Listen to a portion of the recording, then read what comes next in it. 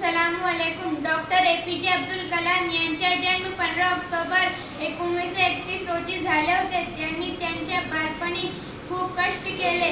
त्यांनी 1960 मध्ये aeronautical engineering पूर्ण केले. फायटर पायलट होण्याचे त्यांचे बालपणीचे स्वप्न होते. पदवीनंतर ते DRDO मध्ये वैज्ञानिक म्हणून रुजू झाले. ते 1969 मध्ये भारतीय अंतराळ संशोधन संस्था इस्रो मध्ये रुजू झाले. अंतराळ विज्ञानातील त्यांच्या कौशल्यामुळे ते भारताचे क्षेपणास्त्र पुरुष म्हणून